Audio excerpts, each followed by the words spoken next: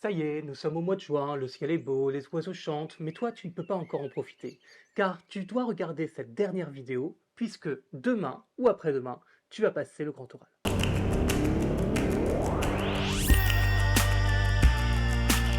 Salut, c'est Tanguy de la boîte à bac, et aujourd'hui je vais te parler du grand jour, le jour J, le jour du grand oral.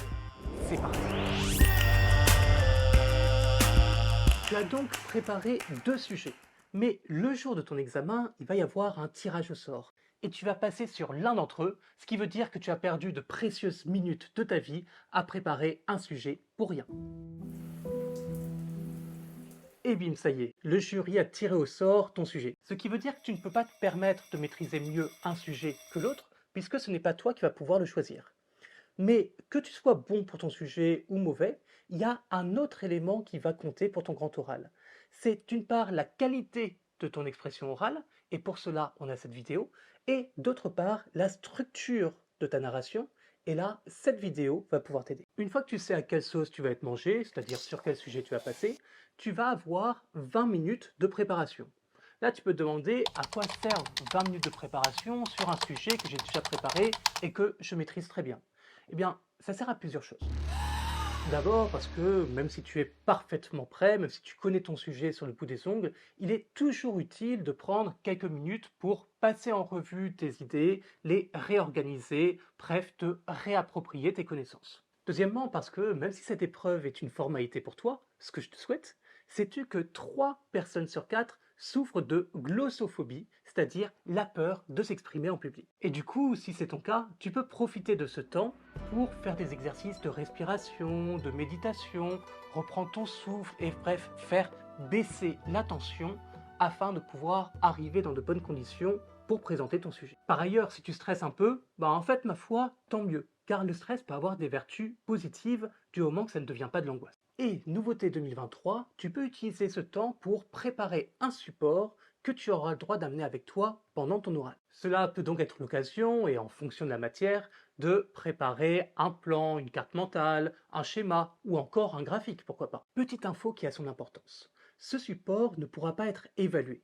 C'est-à-dire que tu ne pourras pas le donner au jury, il ne pourra pas te le réclamer, mais tu peux leur montrer afin d'illustrer ce que tu es en train de présenter. C'est donc une option qui t'est donnée. Elle n'est pas obligatoire, mais je te la recommande parce que ça permet de mieux visualiser ce que tu es en train de dire. En effet, on retient mieux une information lorsqu'elle est dite et vue en même temps. C'est pour ça qu'on fait parfois des petits schémas à côté de moi. Par contre, tu n'as pas le droit d'ajouter des éléments sur ce support pendant l'épreuve. Tu ne peux pas te retourner pour gribouiller quelque chose ou bien pour ajouter des flèches pour montrer les liens. Donc assure-toi pendant tes 20 minutes de préparation que ton schéma, que ton graphique, etc. est bien complet. Après ces 20 délicieuses minutes de préparation, l'épreuve va commencer et elle va se dérouler en 3 temps. 5 minutes de présentation de ton sujet, 10 minutes de questions-réponses avec ton jury et 5 minutes pour faire le lien entre ce que tu as traité et ton orientation. L'exposé de 5 minutes. Pour cette partie, tu es debout devant le jury, sauf contrainte médicale, et tu peux utiliser ton support, mais rien d'autre. C'est-à-dire que tu ne peux pas te mettre à écrire au tableau. Dans la plupart des SP, ton sujet sera problématisé. Mais il ne s'agit pas simplement de présenter cette problématique, mais également, comme pour n'importe quel devoir, de la justifier. Pourquoi tu as traité de cette question avant de répondre à celle-ci. Bon, je ne vais pas trop m'attarder sur ce contenu, car de toute façon, on va faire une autre vidéo à ce sujet, et à ce stade, il n'est plus nécessaire de préparer celui-ci, normalement tu l'as fait depuis très longtemps. La séance de questions-réponses, ou sous son nom officiel, l'échange avec le jury.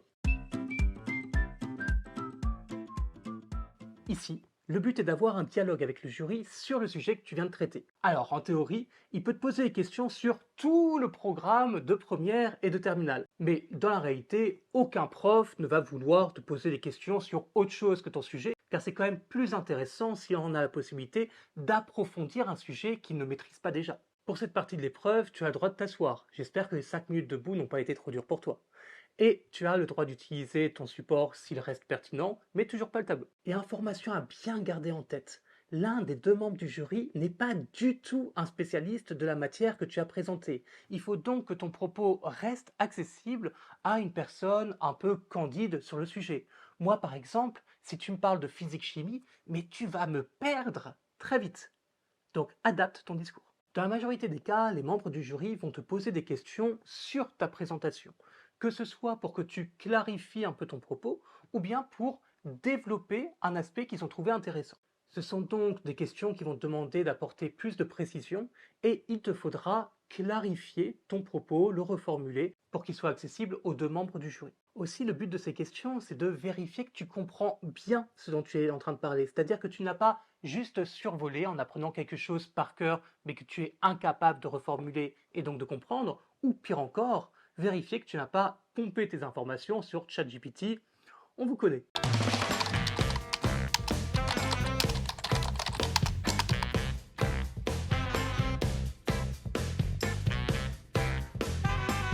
Si tu es bien préparé, en général, ces questions ne vont pas te déstabiliser. D'autant plus qu'il n'y a pas non plus 1000 questions qu'on peut te poser sur le sujet que tu viens de traiter. Et si tu es un peu habile, tu peux même orienter les questions que vont te poser les membres du jury. Je m'explique. En gros, tu peux finir ta présentation par une forme d'ouverture qui va montrer le lien entre ce que tu viens de traiter et quelque chose d'autre que tu connais de ton programme de maths, de physique-chimie ou autre. Et là, le jury va se laisser avoir, mais un peu volontairement, et va te demander d'approfondir ce lien-là. Donc tu peux déjà avoir préparé ta réponse à ça. On est d'accord que 5 minutes de présentation pour un sujet, c'est très court. Donc nécessairement, tu auras coupé certains éléments de ta présentation avant de la faire, et ces points-là que tu auras coupés peuvent parfois être très intéressants, c'est juste qu'ils allaient un peu plus loin que la base du sujet. Du coup, concernant ces éléments-là, tu peux les garder dans tes notes que tu révises la veille de ton grand oral, car il y a de bonnes chances que ton jury te pose des questions précisément sur cela. La dernière façon de te préparer aux questions qui pourraient être posées, c'est te demander quels sont les liens entre ce que tu viens de traiter et d'autres sujets, d'autres matières. Car tu te rappelles, un des membres du jury n'est pas un prof de ta spé. Et donc, si tu as un sujet de physique-chimie, tu peux te demander, tiens, qu'est-ce que ce sujet-là peut avoir comme rapport avec l'économie, ou encore avec les mathématiques, ou encore, je ne sais pas, avec la littérature peut-être, et préparer des réponses qui approfondissent ce lien-là. Un autre type de questions que tu peux avoir, c'est des questions qui sont sur ton opinion sur le sujet que tu as traité, dans le but, une nouvelle fois, de vérifier tes qualités d'argumentation. En gros, on ne va pas te juger sur ton opinion, même si le jury n'est pas d'accord avec toi, du moment que tu es capable de l'argumenter et d'avoir un recul sur ce que tu as présenté.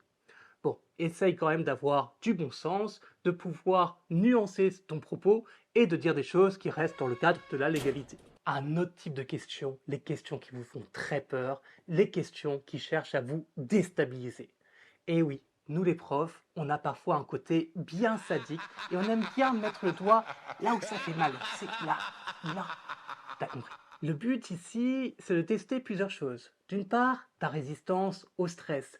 D'autre part, de voir si tu es vraiment pointu sur ton sujet, si tu es capable de donner des chiffres précis, des dates, d'expliquer des mécanismes qui ont un rapport un peu plus distant avec le sujet, tout ce genre d'éléments. Mais c'est pour ça que ce genre de questions-là, si on te les pose, eh ben c'est plutôt bon signe. Parce que ça veut dire que tu as fait une bonne présentation, que les bases sont là, qu'on n'a pas besoin de revenir sur des éléments qui paraissent un peu évidents au jury. En fait, ils veulent voir si, après avoir fait quelque chose de bon, tu es capable de faire quelque chose de très bon, voire d'excellent. Donc ne te braque pas si tu as ce genre de questions, ne réponds pas de façon un peu énervée, ne te mets pas non plus en panique en te disant « mais mon Dieu, mais je peux jamais répondre à ça !» Non, si tu n'arrives pas à répondre, ce n'est pas grave, tu auras juste un 15 au lieu d'un 18, ça va. Ça va, Imhotep. Par contre, ce qu'il faut surtout pas que tu fasses, c'est que tu te mettes à inventer une réponse que tu ne connais pas.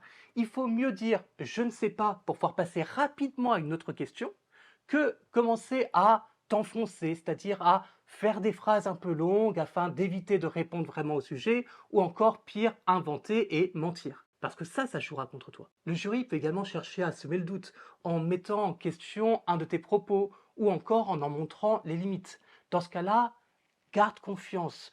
Ton propos, a priori, tu l'as bien travaillé, tu seras donc capable de le justifier ou d'accepter une des limites, mais montrer que par ailleurs, ce propos garde un intérêt. C'est donc inutile de changer complètement d'avis lorsque le jury commence à montrer des limites de ton propos. C'est même pas très rassurant par rapport à la solidité de tes connaissances. Mais, dans tous les cas, je te rassure, On est sadique, mais on a nos limites. Si on voit que tu es vraiment complètement en panique avec ce genre de questions, on est sadique, mais on a nos limites. Si on voit que tu es vraiment complètement en panique,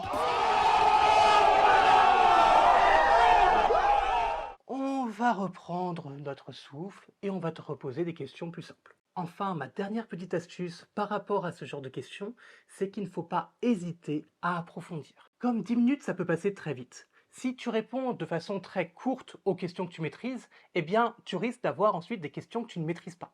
Donc du coup, quand tu es sur un sujet que tu aimes bien, quand une question qu'on t'a posée est quelque chose qui te met en confiance, n'hésite pas à aller plus loin, à vraiment rajouter des connaissances, voire à commencer à déborder, car ça montrera d'une part que tu es passionné, d'autre part que tu as plein de connaissances que tu n'as pas utilisées. Et là, le jury va se dire, lui ou elle a du talent. Le lien entre la question traitée et le choix d'orientation. Le jour du grand oral, tu auras commencé à recevoir quelques réponses sur Parcoursup et ton avenir sera en train de se dessiner petit à petit. Et pour cette partie, tu es censé expliquer le lien entre ta présentation et la formation que tu as choisi de suivre. Alors tu peux simplement expliquer ce que tu comptes faire l'année prochaine et expliquer pourquoi tu as choisi cette orientation. Mais tu peux également approfondir, tu peux parler de tous les choix durant ta scolarité qui t'ont amené à cela.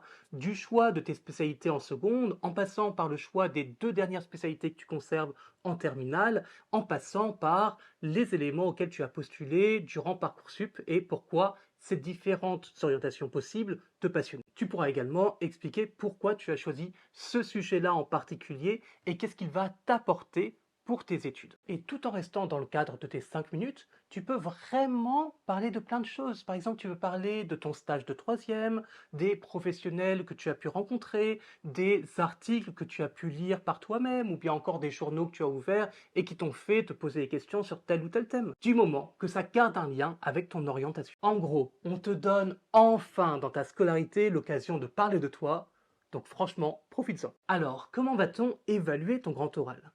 Eh bien, pour évaluer ce moment de pur bonheur, le jury va utiliser cette grille. Comme tu le vois, le jury valorise la solidité de tes connaissances, ta capacité à argumenter, à relier les savoirs, la précision de ton expression, la clarté de ton propos, ton engagement dans sa parole, ta force de conviction, etc.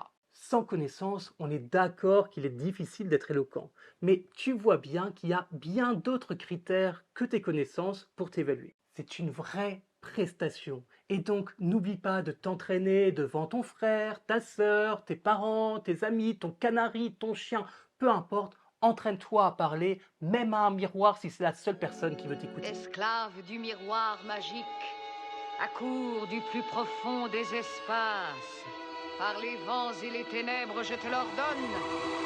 Parle! Plus tu vas t'entraîner, plus tu vas gagner en aisance et en fluidité. Et au pire des cas, je te le répète, on a cette vidéo pour t'apprendre à t'exprimer face à un public. C'est pas beau ça ? Sur ce, il me reste plus qu'à te souhaiter bonne chance pour ton grand oral. En plus, c'est peut-être la dernière vidéo de la boîte à bac que tu es en train de regarder. Donc si tu nous as suivis au cours de l'année ou bien juste depuis une semaine, ben déjà, merci. Merci aussi pour vos messages sur la chaîne, ça fait toujours plaisir, enfin à part pour quelques-uns, mais globalement, vous avez toujours des beaux messages, vous nous remerciez et donc ça nous fait plaisir, ça nous donne envie de continuer et d'être là pour vous soutenir, ta génération et celle de ton petit frère, de ta petite sœur ou de n'importe qui va à son tour passer ton bac. Je te souhaite encore bonne chance et réussis bien car bientôt, c'est les vacances.